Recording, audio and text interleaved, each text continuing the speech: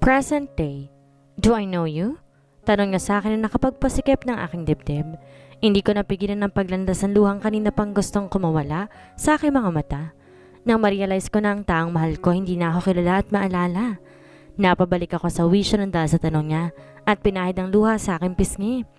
Sinulyapan kong muli si Zayden at napansin kong pagkunot ng noon ito. Pagtataka ang gumuhit sa gwapo niyang mukha. I'll get going. Fix yourself. You look like a mess. Aniya na kinasaya ko dahil kahit papaano, concern siya sa akin. Bago pa ako nakasagot sa kanya kahit tinalikuran niya na ako at nagsimula na siya maglakad papalayo. Bakit ang sakit?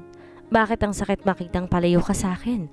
Bakit ang lapit-lapit mo ngayon ngunit parang ang layo mo pa rin? Habang nakikita kong papalayo siya sa akin, sumisikip ang dibdib ko. Parang di ako makahinga. Ang sakit malaman na hindi ko na naman siya makikita.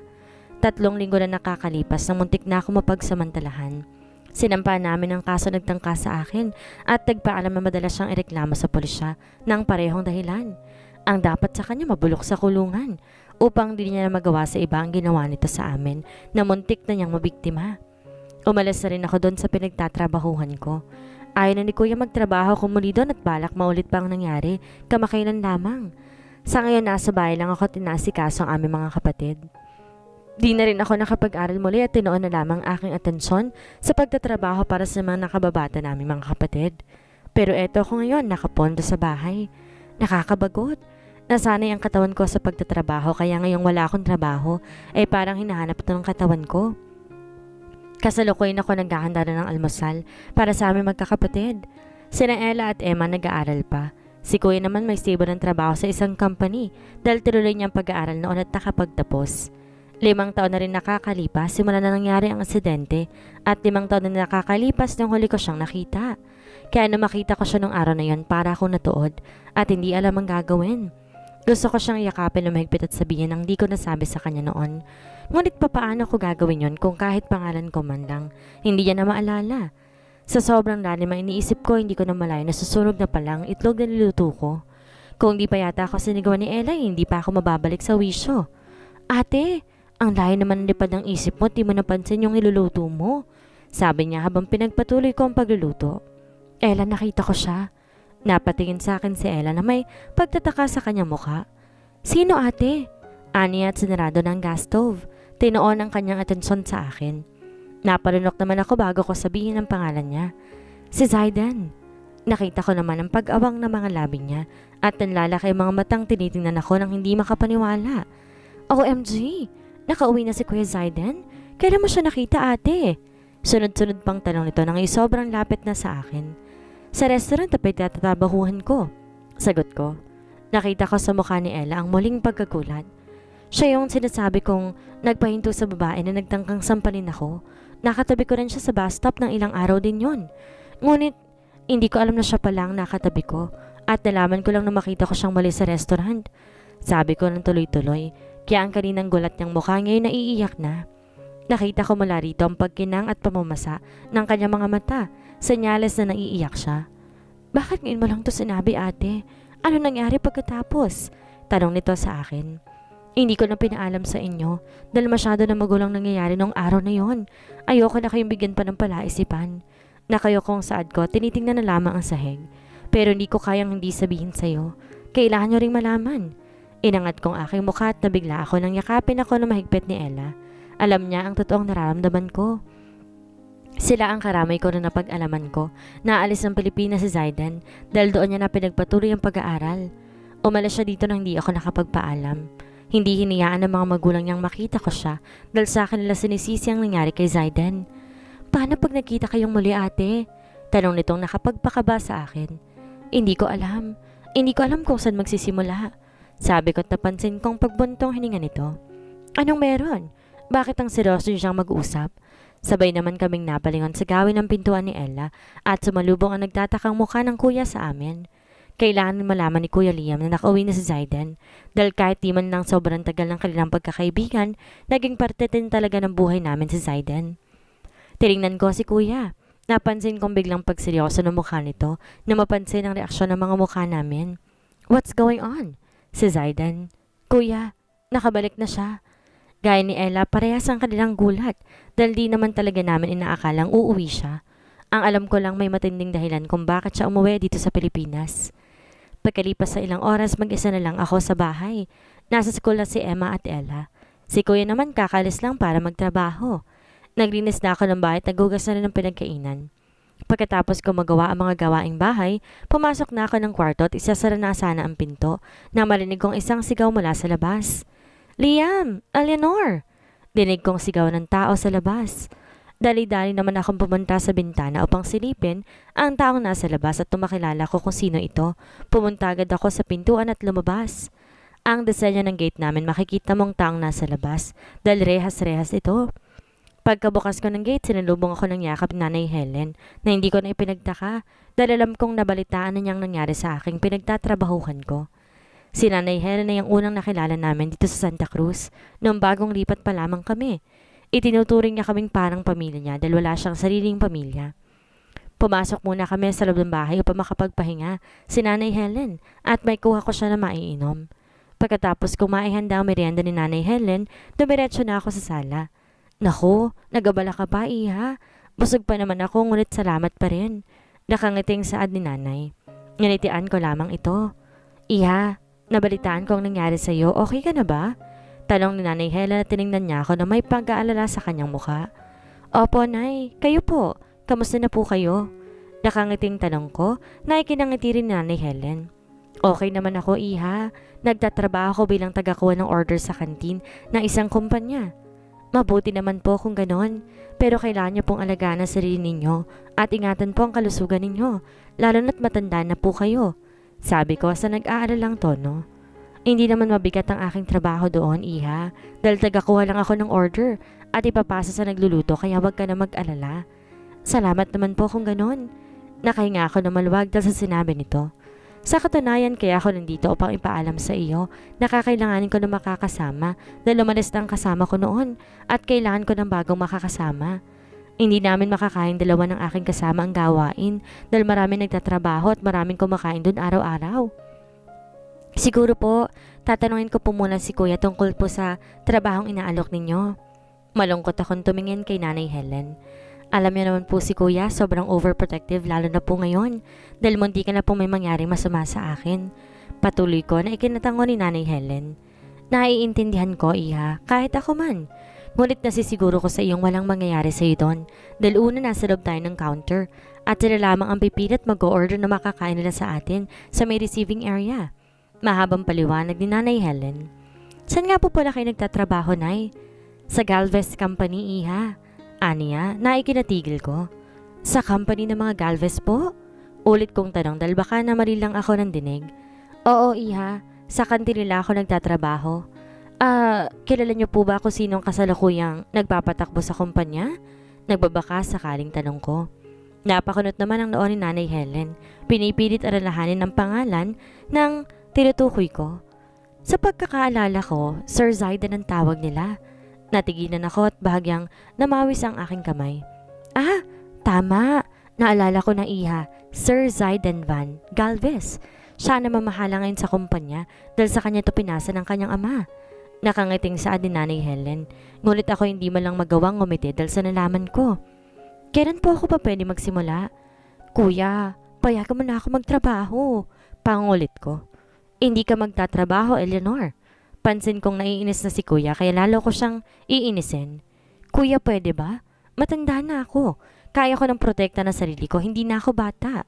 Sabi ko at napansin kong pagtigil nito sa kanyang ginagawa at naubusan ng pasensya niya akong tinignan.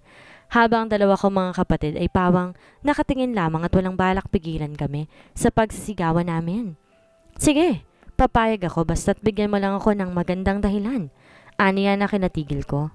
Tinignan ko siyang muli, ngunit napakaseryoso na mukha niya. Kuya, bakit parang yon? Baka makita ko siya. Saad ko. Sino? Wala pa ring ideya si Kuya kung sinong tinutukoy ko. Dinig ko pang napasinga pang dalawa sa gilid. Sa tingin ko nga'y alam na nila. Si Zaidan, Kuya? Nakita ko namang natigilan siya at napaawang ang labi. Pagmamayari nila ang kumpanyang kung saan ako magtatrabaho. Binaling ko agad ang ulo ko sa gilid dahil iniisip ko pa lamang na posibleng makita ko siya, naiiyak na agad ako. Fine, sundin mong sinasabi ng puso mo.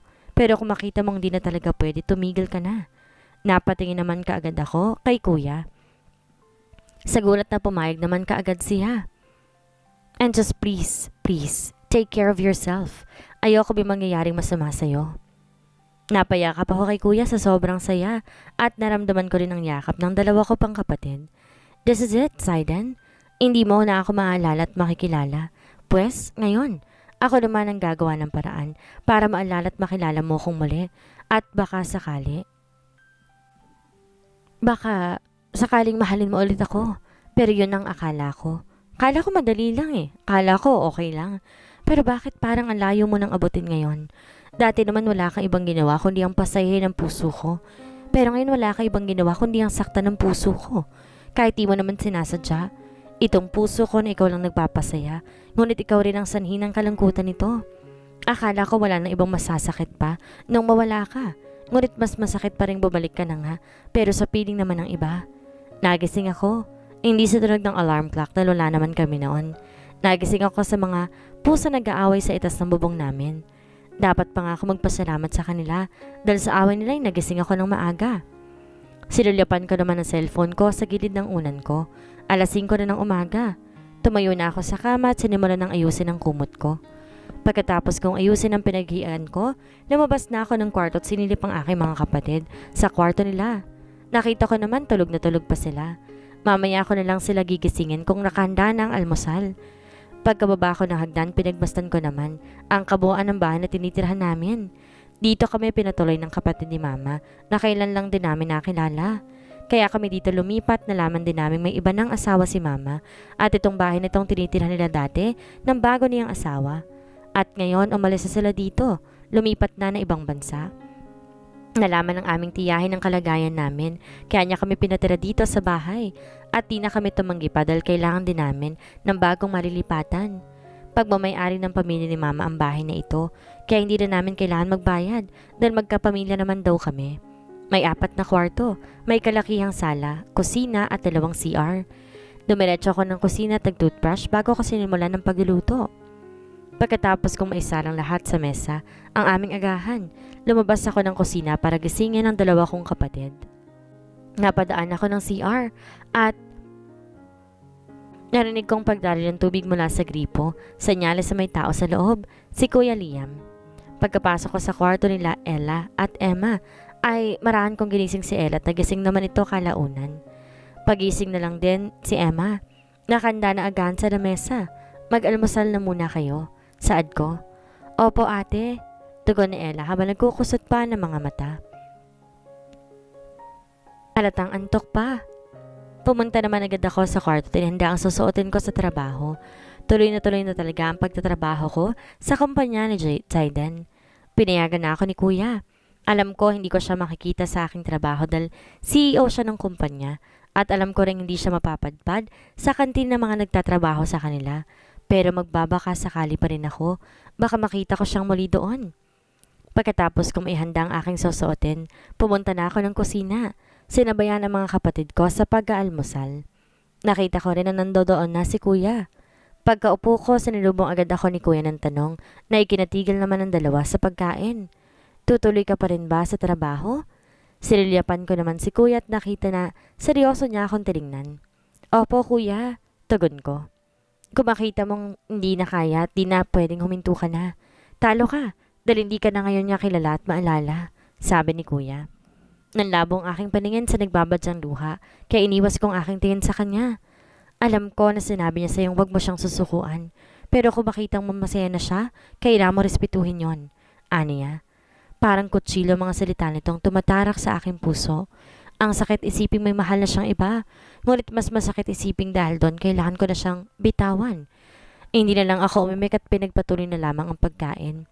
Kung darating man ang araw na iyon, sana nga, handa ang puso ko. Sana handa akong tanggapin na meron ng ibang mahal, ang lalaking mahal ko. Pagkatapos namin mag-almusal, dumiretso na ako sa kwarto dahil si Kuya na lang raw ang maghuhugas ng pinagkainan. Lumipas ang ilang minuto at nakaredy na ako na umalis. I am wearing a plain white shirt at fitted black jeans. Inayaan kong bagsak ang hanggang balikat na buhok ko. Bago ko lumabas ng kwarto, tingnan ko pang waling aking sarili sa salamin at napansin na tayong ang mapula-pulang labi ko lamang ang natatayang kahit papaanong may kulay dahil hindi ako sanay mag-makeup at tayong pulbos lamang ay okay na. Paglabas ko'y nakita ko naghihintay na sila. Lumapit ako at sabay na kaming nababas ng bahay para sa kani-kanina naming patutunguhan. Pagkalipas sa ilang minuto nasa jeep na ako, iniintay na lang mapuno ang jeep. Kaloka naman kasi si Manong driver, kahit puno na isa pa daw ay halos kalahati na lang puwet kong nakaupo eh. Para po Manong! After 20 minutes, nakarating ako sa Galvez Company at ngayon nakangangang nakatingala sa isang mataas na building. Natansya ko'y nasa mahigit 40 floors. Nang ibalik kong tingin sa daan, napansin ko ang mga panakanakang sulyap na mga tao sa akin. Napaayos ako ng tayo dahil doon. Napabaling naman ang aking paningin sa taong tumawag sa pangalan ko. Nakilala ko si Nanay Helen pala ito. Iha, mabuti nandito ka na. Tara't ipapakilala kita sa mga kasama natin. Tuturuan pa kita ng mga kailangan mong gawin. Saad ni Nanay Helen matapos akong salubungin na mahigpit na yakap. After nun dumiretso na kami sa workplace namin. Pagkapasok namin, napakanga na lamang akong muli nang mapansin ang laki ng kantin. Napakaaliwalas at sobrang linis. Napatingin ako sa harap at napansin ang counter. Parang sa mga fast food lamang. Sa itas mo makikita mga pagkain na pagpipilian at halos manlaki ang mata ko na mapansin ang presyo ng mga pagkain. Bakit ang mamahal? Pamamahaling restaurant price na at ang presyo dito eh. Narinig ko naman na mahinang pagtawa ni Nanay Helen kaya ibinaling kong paningin ko sa kanya. Kaya ganyan ang mga presyo ng pagkain dito eh. Dahil nga ang nagtatrabaho sa Galvez Company ay mga mayayaman. Napakunot ang noo ko sa sinabi ni Nanay Helen. Oh, mukhang walang akaatang alam sa kumpanyang pagtatrabahuhan mo iha. Aniya. Nagpatuloy naman to sa pagkukwento kaya itinoon kong muli ang aking atensyon dito. Ang Galvez Company isang malaking kumpanya kung saan lahat ng mga nagtatrabaho ay hindi basta-basta. Maraming gusto magtrabaho sa mga Galvez. Dahil isa ito sa pinakasuccessful na kumpanya, hindi lamang sa bansa natin, kundi sa buong mundo. Ngunit hindi lahat nakakapasya sa taas ng standards nila para makapagtrabaho ka rito. Mahal ang mga pagkain nila dahil bukod sa mayayaman, ang ilan sa kanila ay malaki rin ng pasweldo dito. Naparunok naman ako sa aking narinig. Kaya ko bang makuha ulit ang isang Zayden Van Galvez kung ganito pala kataas ang buhay niya? Alam ko mayaman sila, ngunit hindi ko inaasahan na ganito sila kataas na parang kahit sa isip ko man lang di ko pa rin maaabot. Iha, halika na. Marami pa akong ituturo sa'yo. Mamaya pa namang 12 noon ang lunch break ng mga empleyado. Pero bago yun, kailangan mo munang malaman ang dapat mong gawin. Nagsimula na maglakad si Nanay Helen, kaya't sumunod na akong bagsak ang balikat. Hanggang ngayon iniisip ko pa rin kung itutuloy ko pa ba ang plano ko dahil sa mga nalaman ko ngayon. Habang naglalakad kami, pansin ko mga bawat gamit na madaraan ng mga mata ko. Sumisigaw ng karangyaan kahit pa kantin lamang naman to. Pagpasok namin sa loob ng isang kwarto ay nahulog na naman ang pangako sa nakita ko, sa ganda at laki ng kusina. Maaliwalas at malinis din at kada bawat tingin mo sa mga gamit, makikita mo refleksyon mo dahil sa kintab nito. Sa kabilang dako may isang pintuan at 3 maliliit na bintana. Sa gilid nito sa tingin ko ay doon ipapasa ang mga order ng mga trabahante at ang pinto ngayon ipapasok sa counter. Sa sobrang mangha ko nga hindi ko napansin, pumasok na pala kami sa isang kwarto. Nagtataka man sumunod pa rin ako at nakita mga ilang tao sa loob ng kwarto na sa tingin ko ay dito ang lugar kung saan kami po pwedeng magpahinga. Napansin ko naman ang paghinto nila sa kanilang mga ginagawa at tinignan ng taong pumasok. At noong sa akin napunta ang paningin nila, kita ko ang pag-awang ng mga labi nila. Narinig ko rin ang pagtikhim ni Nanay Helen, kaya halos sabay silang napatayo dahil doon. 5 babae at 6 na lalaki ang nakatayo ngayon sa aming harapan at halos mailang ako sa pamamaraan ng kanilang tingin. Gusto kong ipakilala sa inyo ang bago nating makakasama sa trabaho. Nakita ko ang gulat sa mukha nila nang ma-realize na makakasama nila ako sa trabaho. Siya ang makakasama namin ni Rhea sa counter. Napansin kong pagbalik ng tingin ni Nanay Helen sa isang babae. Napatingin din ako dito at ganitian naman niya ako. Pwede ka magpakilala, iha? Saad ni Nanay. Kaya marahan akong tumango at binaling muli ang aking tingin sa aking mga katrabaho. Ako nga pala si Eleanor Mercado. Ganitian ko naman sila at nagpatuloy sa pagpapakilala. Sana makasundo ko kayong lahat. Kahit ang pangalan mo, maganda. Napangiti ako sa aking narinig at ibinaling ang tingin ko sa nagsalita. Nakita ko naman lumapit siya sa akin at ginitian ako. Alice Ramos, Wala nakakatalo sa ganda ko noon. Pero ngayon, talong-talo na ako. Natawa naman ako sa aking narinig. Ganon din ang iba. Hoy Alice, hindi ka na nahiya kay Eleanor? Anong pinagsasabi mong walang makakatalo? Sa ganda mo walang ka nang ganda. Aniya ng isang lalaking kasama namin. Napansin ko naman ang takot sa mukha nito na makitang papalapit sa kanya si Alice. Aray! Alice baby, bitawan mo nga ang buhok ko. Nakita naman namin na pinilipit tanggalin ng lalaki ang kamay ni Alice sa buhok niya. Pero bago yung bitawan ni Alice, may pahabol pa muna itong bato. Wag mo kong matawag-tawag na baby. Hindi mo ako anak. Sigaw ni Alice at binaling kagad ang tingin sa akin.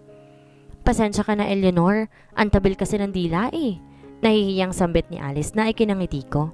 Okay lang, ani ako at ginitian ko rin siya. Pagkatapos sunod-sunod na sila nagpakilala at nagpapasalamat ako na mababait sila at masasayang kasama. Tama na muna yan, mag-umpisa na tayo magtrabaho. Napatingin naman kami kay Nanay Helen. Pagkatapos namin marinig ang kaya anunsyo, nagpaalam na muna kami sa isa't isa. Napatingin ako kay Rhea na kaninang tinutukoy ni Nanay Helen na makakasama namin sa counter at nakitang papalapit siya sa akin. Ang ganda niya na para pang pag tumikit ka sa kanya mahihiya ka. Kusa ka ring mapapatingin sa mapunan nitong labi na tila inaakit kang tumingin dito. Sa ganda niyang yan at sa hubog ng katawan niya, nakapansin-pansin. Kahit naka-white t-shirt at pantalon lamang po pwede siyang maging isang modelo. Makalipas ang isang oras, natutunan ko na ang mga dapat gawin sa inassign sa akin na trabaho. Naisip ni Nanay Helen na kaya na naming dalawa ni Rhea dito sa counter, kaya napagpasya niyang sa kusina na lamang siya. Nasa nang ayun na naming dalawa ni Rhea para makapagpahinga siya. Siguro kaming hindi siya roon pagtatrabahuin ng aming mga kasama. Nakita ko namang palaging sumusulap si Rhea sa kanyang relo, kaya't napatingin din ako sa relo ko at napansin na 2 minuto na lamang mag-aalas 12 na, kung saan lunch break na ng mga trabahante. Lumipas ang ilang minuto at marami na ang nandito sa kantin para nga magtanghalian. Napansin ko ang bawat pagsulyap nila sa akin na ipinagtaka ko. Sinulyapan kong muli si Rhea nang idiretsong nakatingin sa kung saan kaya tiningnan ko rin ito. At nakitang sa entrance pa lamang ng kantin siya nakatingin. Hi miss, isang lasagna at isang slice ng pizza please. Napatay naman kaagad ako sa taong nagsalita at dali-daling isinulat ang order niya. Hello po, yun lang po bang order ninyo? Tanong ko sa lalaking aking kaharap. Napansin ko naman na natigilan ito. Kailan ba magaganda mga naka-assign sa counter ng kantin? Tanong nito at nagbabalik-balik ang tingin sa akin at kay Rhea. Mapapadalas na nga yata. Ako dito sabi ng lalaking kaharap ko at siniko naman siya ng kasama niya. Naikinabigla niya ng kaharap niya. Wag na si Rhea, kung ayaw mo masibak sa trabaho. Sabi ng lalaking kasama na nakapagpakunot ng noo ko dahil sa pagtataka sa sinabi nito. Napansin ko naman ang biglang pagtahimik ng lugar kung saan kami ngayon na kaninang parang tiyangge sa ingay. Nandito na siya. Tara na. Aalis na nga muna tayo. Nakita ko naman ang madali ang pag-alis nila at nakalimutan kunin ang order nila. Pagkaalis nila ay doon ko lang napansin na lahat ng tayo nakatingin sa entrance na siyang pinagtaka ko na lamang kaya't napatingin din ako doon. Natigilan naman ako nang malaman kung sinong taong nasa entrance ng kantin. Zaidan. Halos kapusin ako ng hininga na mapansing papalapit siya sa amin na nagpapabilis din ng tibok ng aking puso. Nasa harapan ko pa siya ngayon pero halos bumagsak ang mundo ko nang lampasan niya na ako at nagdidire-diretso sa isang taong hindi ko naman akalaing lalapitan niya. Sabi ko sa iyo gusto talaga ni Sir Zaidan si Rhea. Dinig kong bulong ng bagong lalaking dumating na nangingilid ang duha ko at parang kutsilyo ang bawat salita niya na tumarak sa puso ko. Sinulyapan ko muli si Zaidan at nakitang nakangiti ito kay Rhea. Naramdaman niya siguro may nakatingin sa kanya, kaya't sinulapan niya ako at nakita ko mula rito na natigilan siya. Ngunit ibinalik muli ang tingin kay Rhea matapos siya nitong tawagin. Hindi ko kinaya mga nakikita ko kaya mabilis akong umalis sa counter at dumiretso sa kusina nang bigla narinig kong pagtawa nito sa tanang buhay ko. Kahit nung nililigawan niya pa lamang ako hindi ko narinig mula sa kanya. Nasasaktan ako makita kang masaya sa piling ng iba mahal ko. Ngunit hindi ko ipagkakait sa iyong kasiyang nararamdaman mo dahil lamang nasasaktan ako. Paglabas ko'y tumambad ka agad sa akin ng kusina. Nakita ko naman na napansin ako ni Nanay Helen, kaya nilapitan niya ako at tinanong kung bakit ako lumabas. Sinabi ko na lamang kailangan ko magbanyo at pumayag naman siya. Siya na lang raw muna mag-aasikaso sa naiwang trabaho ko. Total ay wala naman daw siyang ginagawa. Hindi ako dumiretso sa CR kundi lumabas ako sa backdoor at naglakad-lakad muna sa labas para mawalang saglit ang sakit na nararamdaman ko. Pagkalipas ng ilang minuto, hindi yun nakatulog dahil mula rito sa kinatatayuan ko, nakita ng dalawang mata ko ang pagyakap ni Zayden kay Rhea. Hindi ko napalaya na parang ulan na pala na nag-uunahan ang mga luhang bumagsak sa aking pisngi. Ang mga luhang kanina ko pang pinipigil ay kusa na lang ngayong nagbabagsakan. Kasabay ng aking pagluha ay ang pagbagsak ng ulan na parang nakikisimpatya sa sakit na aking nararamdaman. Nakita mismo ng mga mata ko ang mabilisang pag-akbay ni Zayden kay Rhea at umalis sa gitna ng ulan. Naiwan ako mag-isang nakatayo at patuloy pa rin na pinagmamasa ng mga papalayong figura ng kanilang mga katawan. Patuloy pa rin ang pagbagsak ng aking mga luha. Hindi alintana ang mga taong nakatingin sa akin, ngunit may mga has na lumapit sa akin at pinayungan ako na dala niyang payong. Wala na akong lakas para magsalita o tumingin man lamang sa taong pumapayong sa akin at nagpatianod na lamang ng marahan niyang hinawakan ng kamay ko at nagsimulang maglakad. Ngunit hindi ko aakalain na ang taong yon ang taong mabibigay sinag ng araw sa makulimlim kong buhay.